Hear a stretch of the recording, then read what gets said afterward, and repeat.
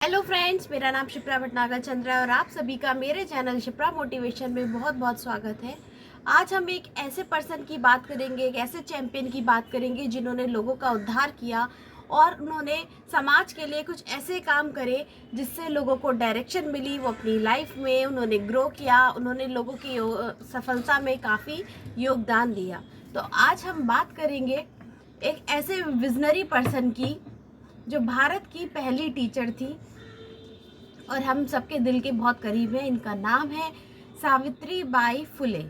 Savitri by फुले भारत की पहली teacher थी और उन्होंने लोगों को पढ़ाने लिखाने का और जागरूकता दिलाने का बीड़ा अपने कंधों पर उठाया था। इनका जन्म 3 जनवरी 1831 को महाराष्ट्र में हुआ था। कहा जाता है कि हर सक्सेसफुल आदमी के पीछे एक औरत का हाथ होता है, बट इनकी कहानी में, इनकी सफलता में साथ दिया इनके हस्बैंड ज्योतिबा फुले ने। ज्योतिबा इनके पीछे पूरा सपोर्ट बनकर खड़े रहे और इनको आगे बढ़ने में, पढ़ाने लिखाने में बहुत इनकी हेल्प करी।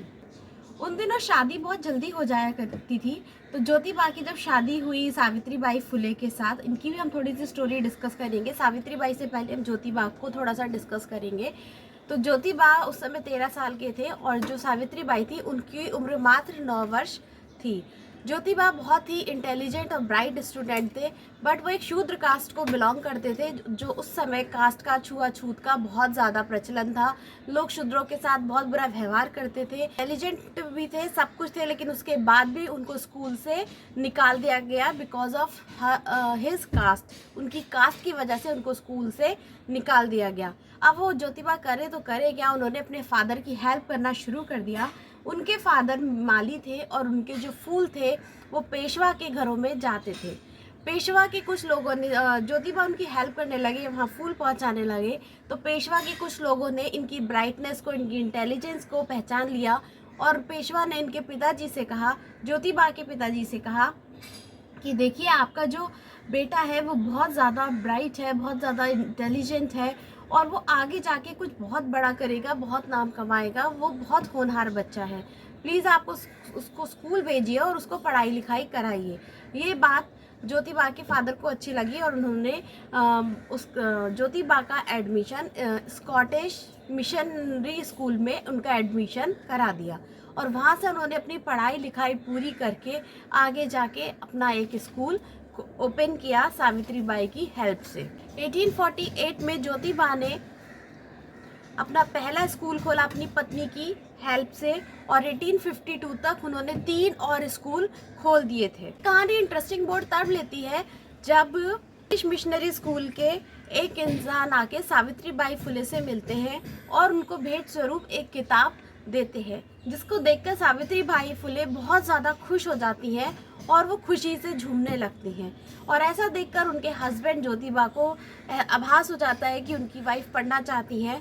तो वो कहते हैं, अगर देखो तुम पढ़ना चाहती हो, तुम्हें पढ़ने का शौक़ है, तो मैं तुम्हें पढ़ाऊँगा, मैं तुम्हारी पढ़ाई पूरी कराऊँगा।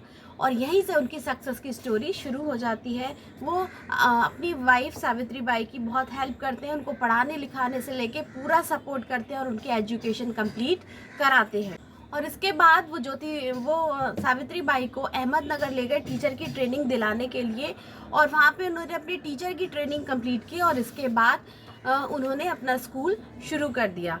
अब जब उन्होंने स्कूल शुरू कर दिया तो बहुत ज़्यादा उनको दिक्कतों का सामना करना पड़ा, चैलेंज फेस करने पड़े। सबसे पहले तो ये जो स्कूल था क्योंकि वो खुद एक शूद्र कास्ट की थी, तो लोग अपने बच्चों को भेजना पसंद नहीं करते थे और दूसरा ये स्कूल लड़कियों के लिए था।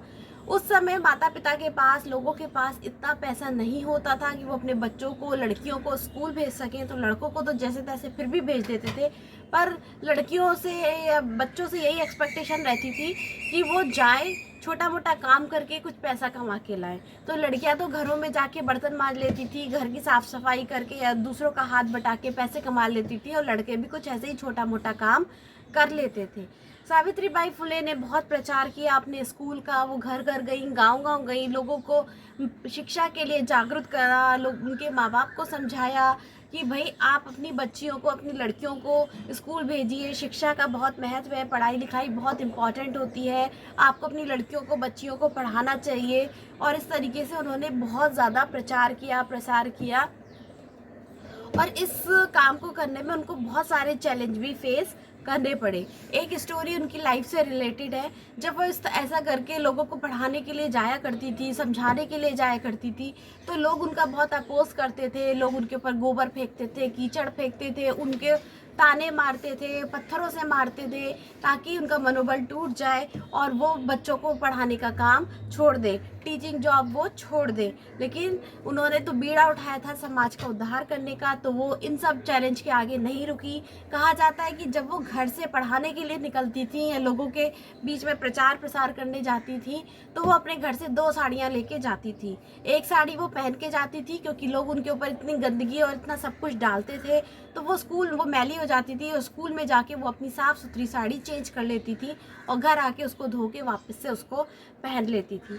तो इस तरीके से सावित्रीबाई ने बहुत स्ट्रगल करके लोगों में जागरूकता लाई, और तब जाके कुछ 2-4 लड़कियां उनके स्कूल में आने लगी। जो गांव के परिवार थे वो भी पढ़े लिखे नहीं थे, और उनका माइंडसेट भी यही रहता था कि ये जो बच्चे हैं कि कुछ भी छोटा मोटा काम करके पैसे कमा के लाएं ताकि हम अपना पेट पाल सके, पेट भर सके। तो इस चक्कर में कुछ बच्चे लफंगगिरी में भी लग जाते, और इस तरीके से दिन गुजर रहे थे। तभी सावित्रीबाई और महात्मा जी फुले ने जब इस परेशानी को देखा, तो उसका सॉल्यूशन स्वरूप उन्होंने सोचा कि चलो उनको कुछ स्टाइपेंड दिया जाए, एक तरीके से ललचाया जाए, ताकि कुछ बच्चे स्कूल में आए, शिक्षा का महत्व समझे और आगे की नस्ल खराब ना हो, पढ़ाई लिखाई को इम्पोर्टेंस थे। और वो लालच के चक्कर में, कुछ इसके चक्कर में कुछ बच्चे स्कूल आने लगे। पहले 9 लड़कियां थीं स्कूल में, और फिर देखते देखते ही कुछ टाइम बाद 25 लड़कियां हो गई। और देखते ही पहले बहुत चैलेंजेस का सामना करना पड़ा, क्योंकि बच्चों को पढ़ाई समझ नहीं आती थी, वो इंटरेस्ट नहीं लेते थे, वो सिर्फ पैसे के लालच में या कुछ खाने पीने के लालच में ही स्कूल आते थे। लेकिन धीरे धीरे लड़कियां इंटरेस्ट लेने लगी और इतनी आगे बढ़ गई कि उन्होंने अपने आसपास के स्कूल के लड़कों को भी मार्क्स में पीछे पछाड़ दिया। यानी वो पढ़ाई लिखाई में इतनी अच्छी होने लगी, इंटरेस्ट लेने लगी और अच्छे से पढ़ने लग गई। अब सावित्रीबाई की मेहनत रंग लाने लगी थी और धीरे धीरे उनका स्कूल भी ग्रो कर रहा था। इसलिए इंग्लिश सरकार ने सावित्रीबाई फुले को बेस्ट टीचर का अवार्ड भी दिया था। अक्सर हम आजकल स्कूल में पेरेंट्स टीचर मीटिंग की बात सुनते हैं, तो पेरेंट्स टीचर मीटिंग की जो शुरुआत की थी वो सावित्रीबाई फुले ने ही करी थी, और वो इसलिए करी थी ताकि वो उनके पेरेंट्स को उनकी बच्चियों की ग्रोथ रिपोर्ट बता सके कि वो कितना ज़्यादा ग्रो कर रही हैं, उनकी बच्ची कितनी काबिल है और कितना आगे बढ़ रही हैं, ताकि उनके माँ बाप अपनी बच्चियों को पढ़ाई लिखाई करने से ना रोकें, आगे बढ़ने से ना रोकें, और उनको और आगे बढ़ने दें और खुलकर उनको जीने दें। स्कूल केवल डे टाइम के लिए अवेलेबल नहीं था, स्कूल में नाइट शिफ्ट भी होती थी। और ये प्रतिभा सावित्रीबाई ने ये स्कूल रात में इसलिए शुरू किया था कि कुछ लोग फार्मर्स थे, कुछ लेबरर थे, यानी मजदूर लोग थे, मजदूर वर्ग, श्रमिक लोग, ऐसे लोग जिनको पेट पालने के लिए दिन में काम करने जाना ही पड़ता था, और रात में आके ताकि वो लोग पढ़ाई कर सकें और शिक्षा के प्रति जागरूक हो सके, ताकि उनको अपने अधिकारों का, सम्मानों का पता चल सके। तो उन्होंने रात का भी स्कूल चालू करा, रात में भी वो लोग पढ़ाते थे, ताकि सुबह पेट पालने के लिए अगर उन्हें किसी काम से जाना है तो वो लोग अपना काम निपटा लें और शाम को फ्री होके वो आराम से पढ़ाई पे कंसंट्रेट कर सके और अच्छे से पढ़ाई कर सके। लेकिन उन दिनों एक प्रॉब्लम और उनके सामने आ गई। जैसा कि आपको बताया है कि एक शूद्र कास्ट के थे, तो उस समय एक हायर कास्ट के लड़के को शूद्र कास्ट की लड़की से प्रेम हो गया, और जिसका सपोर्ट ज्योति महात्मा जी फुले ने बहुत ज़्यादा किया। इस बात से उनके गांव वाले बहुत ज़्यादा नाराज़ हो गए, तरह तरह के ताने मारने लग गए, उनको परेशान करने लगे, और उनके यहाँ तक कि उनके फादर भी उनसे बहुत ज़्यादा नाराज़ हो गए। और उन्होंने कहा कि देखो, अगर तुम अपनी और हमारी भलाई चाहते हो तो इस गांव को और इस घर को छोड़कर चले जाओ, तुम यहाँ से कहीं दूर चले जाओ और जहाँ तुम्हारा मन करे तुम वहाँ रहो, क्योंकि हम भी इस बात का सपोर्ट नहीं करेंगे। हम गांव के पुराने लोग हैं और हमें यहाँ पर रहना है।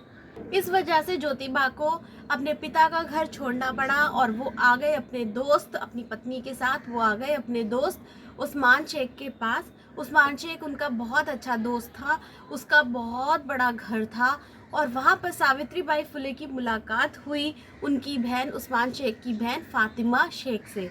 दोनों बहुत अच्छी दोस्त बन गई। फातिमा शेख बहुत ज़्यादा पढ़ी लिखी काबिल महिला थी और दोनों ने मिलकर फिर आगे जाके पढ़ाना शुरू कर दिया। जो घर जो स्थान उनको रहने के लिए मिला था वो उन्होंने एक तरीके से ट्रेनिंग सेंटर बना दिया और वहाँ पर उन दोनों ने पढ़ाना शुरू कर दिया।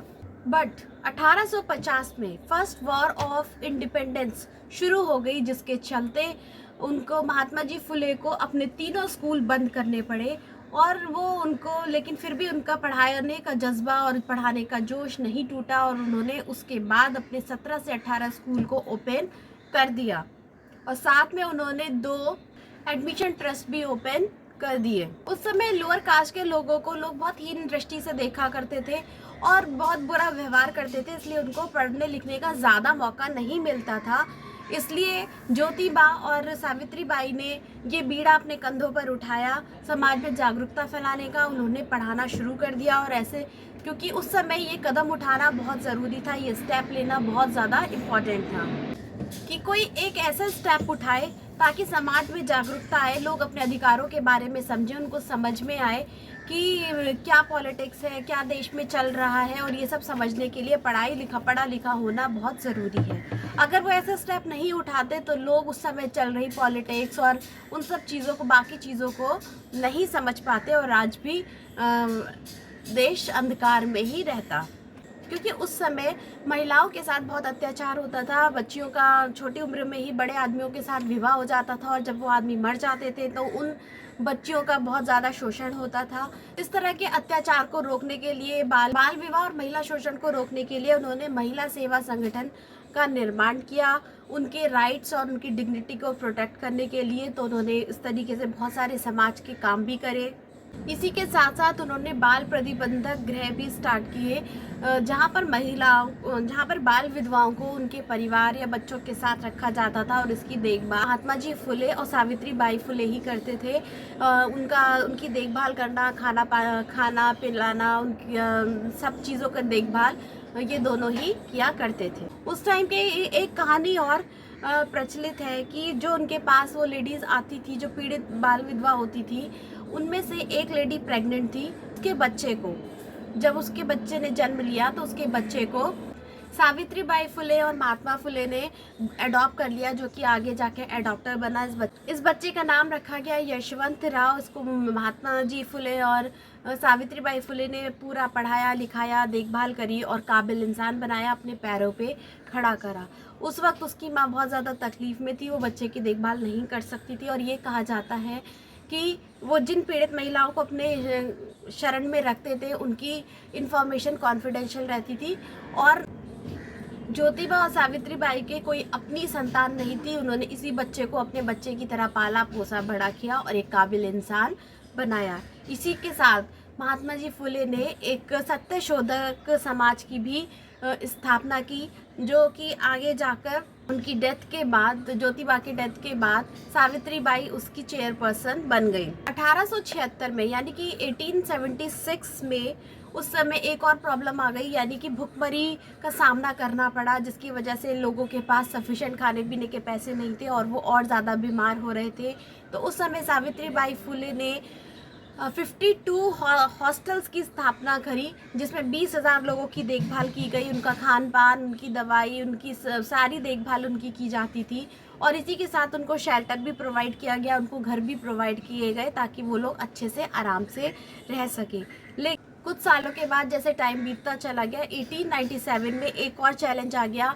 दुनिया भर में, देश भर में प्लेग की बीमारी फैल गई और उस समय जो ब्रिटिश सरकार थी वो ऐसे पीड़ित परिवारों के साथ बहुत बुरा सलूक करती थी। जब उनको पता चल जाता था कि किसी परिवार में कोई प्लेग से पीड़ित व्यक्ति है तो वो उसके घर पर जाते, उसको घसीटते हुए बाहर निकालते, लात-घूंसों से मारते, लताड़ते और उनका सारा सामान उठाकर फेंक देते और एक ऐसे कैंप में ले जाके पटक देते जहाँ उनका कोई अपना ना होता और ना ही कोई उनकी देखभाल करता, तो वो बहुत ज़्यादा जानवरों से भी बदतर व्यवहार उनके साथ कर रहे थे। हमें ऐसी बुरी सिचुएशंस का भी सामना करना पड़ा ब्रिटिश सरकार के सामने, बट हमें ऐसे लोगों के लिए हमेशा थैंकफुल रहना चाहिए, जैसे सावित्रीबाई, ज्योतिबा जैसे लोगों के लिए हमेशा थैंकफुल रहना चाहिए, जिन्होंने पॉवर्टी, जीडीपी की ग्रोथ में, इन सब में, मतलब देश की इकोनॉमी को ऊपर उठाने में, लोगों को जागरूक बनाने में, इंडिपेंडेंस में इतना अपना ज़्यादा योगदान दिया, इतना काम किया कि तो हमें हेड्स ऑफ है सावित्रीबाई जैसी टीचर पे, जिन्होंने एक टीचर होकर इतनी ज़्यादा समाज सेवा करी, देश का इतना उद्धार किया, समाज में जागरूकता फैलाई, पीड़ितों की, श्रमिकों की उन्होंने सेवा करी, तन मन धन से अपने घर में भी शेल्टर दी और इतना उन्होंने अपना योगदान दिया। लेकिन बीमारी बहुत ज़्यादा बढ़ रही थी, वो लोगों की हेल्प भी कर रहे थे।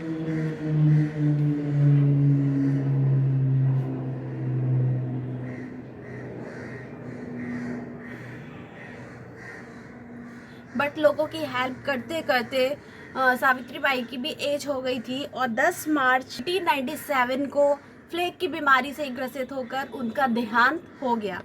तो फ्रेंड्स, ये एक ऐसी महान शख्सियत थी जिनका इतिहास में कहीं बहुत ज़्यादा जिक्र नहीं है, बट उनका योगदान अमूल्य है, अतुलनीय है, तो उसको बताना बहुत ज़रूरी था। वो भारत की पहली टीचर थी जिन्होंने इतना कुछ कष्ट सह के, इतनी लोगों के ताने और लोगों की गोबर कीचड़ भी उन्होंने सह के भी देश के लिए इतना काम किया, लोगों को इतना जागरूक किया।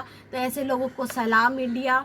और ऐसे ही मज़ेदार स्टोरी अगर आई हो, आपको उनको स्टोरी पसंद आई हो, तो प्लीज़ लाइक कीजिए, शेयर कीजिए और चैनल पे नए हैं तो सब्सक्राइब कीजिए। उनकी एक बहुत ही मज़ेदार पोयम भी है जो उन्होंने अपनी लिखी थी, तो वो उसकी कुछ पंक्तियाँ मैं आपके साथ शेयर करना चाहती हूँ। जाओ जाकर पढ़ो लिखो, बनो आत्मनिर्भर, बनो मेहनती, काम करो, ज्ञान और ध्यान इकट्ठा करो, ज्ञान के बिना सब खो जाते, ज्ञान के बिना हम जानवर बन जाते हैं, इसलिए खाली ना बैठो, जाओ जाकर शिक्षा लो, मिते और त्याग दिए गए लोगों का दुखों का अंत करो, पास सीखने का अवसर है, सुनहरा अवसर है, जाओ जाकर पढ़ो लिखो।